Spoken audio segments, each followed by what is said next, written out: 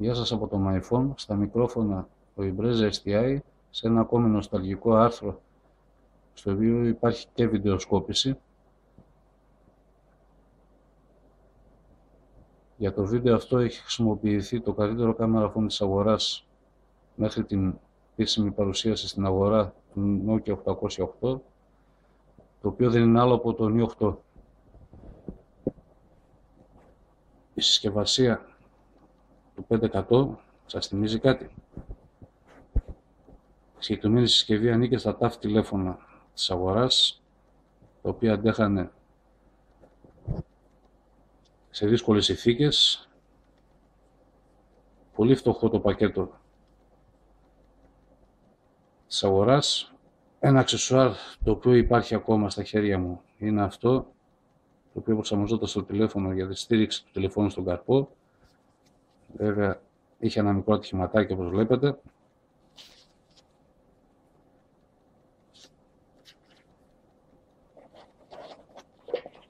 Αυτή είναι η συσκευασία από το καλώδιο το οποίο είχα αγοράσει λίγο μετά την αγορά του τηλεφώνου.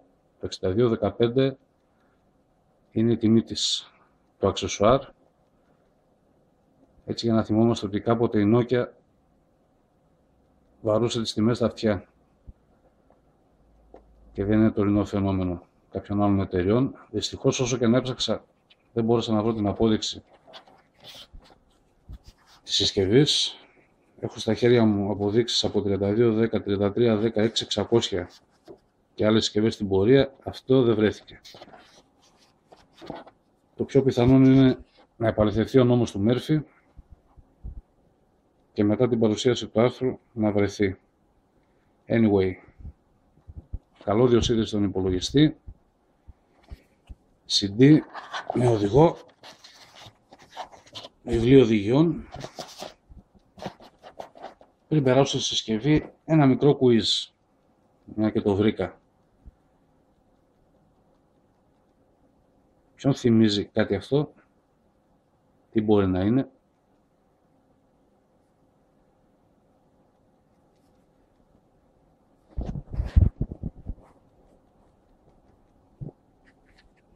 Αυτή την πρόσωψη είχε αγοραστεί η συσκευή.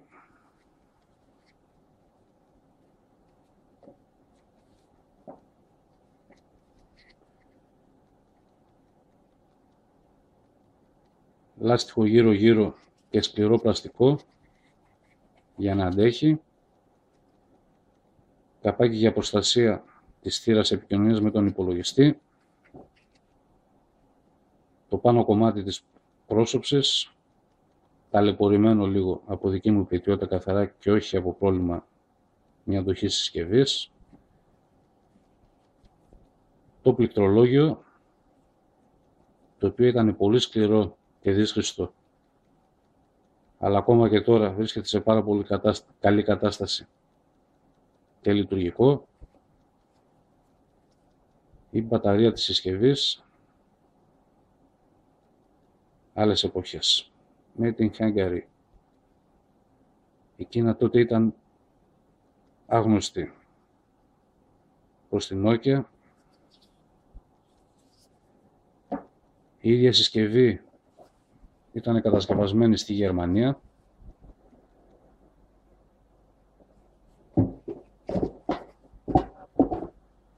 Το κύριο σώμα της συσκευής, μεταλλικό, στιβαρό, πολύ καλή ποιότητα δεσίματος της όλης συσκευής. Το πορτάκι, έχοντας στα χέρια το Neo 8 με ένα χερελεύθερο, λίγο δύσκολη όλη η διαδικασία.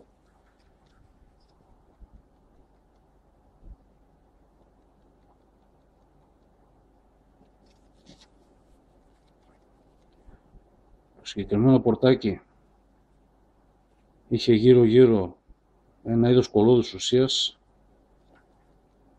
το οποίο κλείνοντας ασφάλιζε την μπαταρία και τα ηλεκτρονικά της συσκευής και έκανε πολύ δύσκολη την εισρωή εργασίας μέσα στη συσκευή.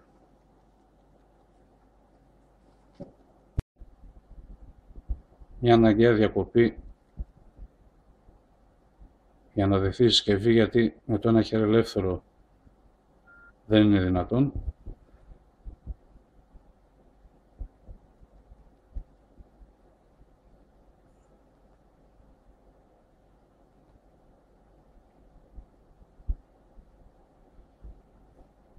Η πρώτη έχρωμη οθόνη της Nokia σε αυτή την κατηγορία, η συγκεκριμένη συσκευή ήταν ο διάδοχος του 5210, ακολούθησε το 5140 και το 5140i.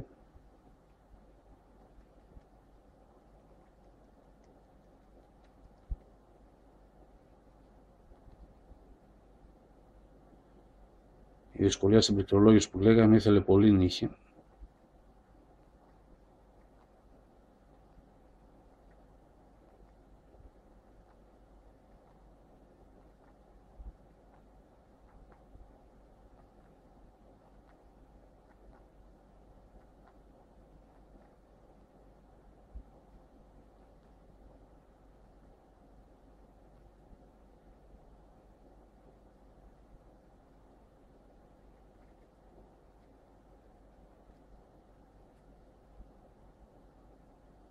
Τα αφενιά φυσικά.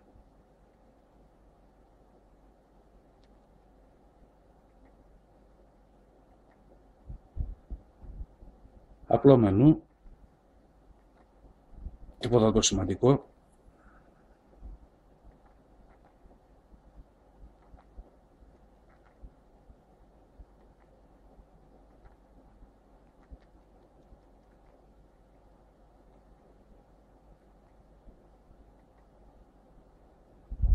Πολύ καλό ραδιόφωνο, ειδικά για την εποχή του, και αν θυμάμαι καλά στερεοφωνικό.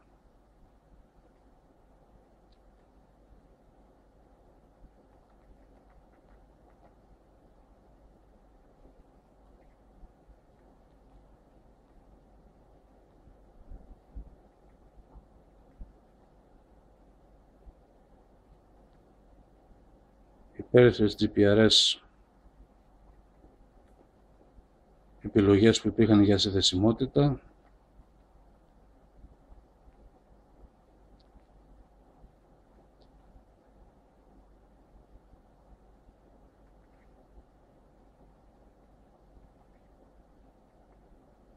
Απλή αριθμομηχανή, χρονόμετρο, θερμιδομετρητής, θερμόμετρο, ηχομετρητής,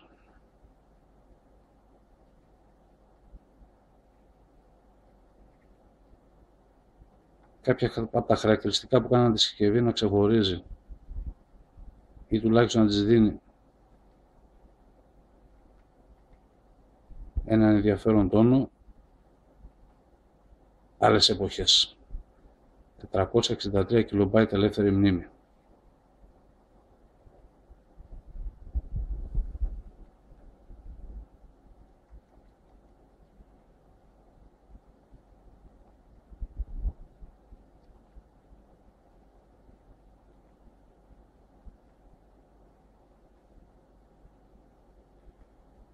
Κλασικό φιδάκι σε μια πιο εξελιγμένη μορφή.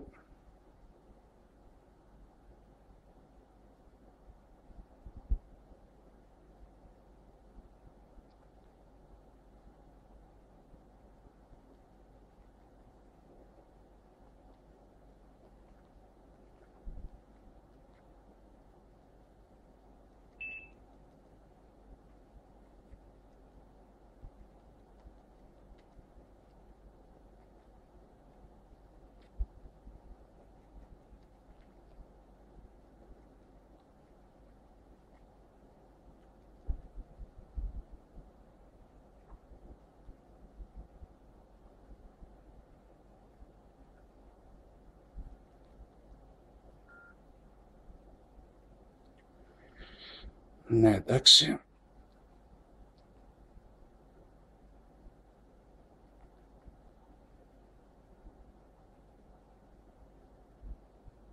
Ένα απλό αλλά αρκετά πρακτικό ημερολόγιο, ειδικά για την εποχή.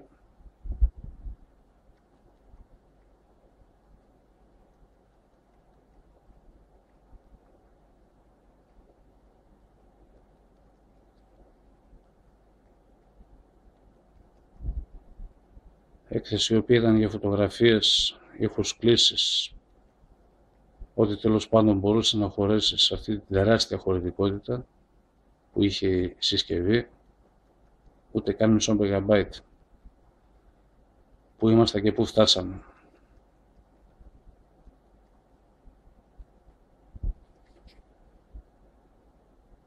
Αυτό που θυμάμαι από τη συγκεκριμένη συσκευή είναι ότι όντως έκανε αυτό που έλεγε, πολύ ανθεκτική σε χτυπήματα, πολύ ανθεκτική σε υγρασία, νερό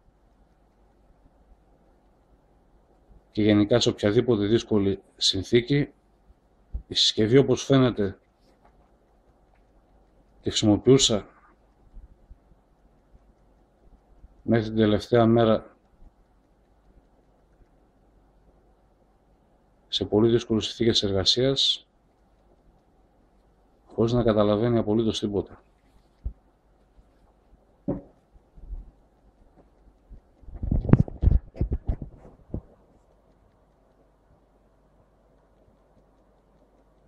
Αυτά για τώρα. Ευχαριστώ πολύ για τον χρόνο σας. Καλή συνέχεια.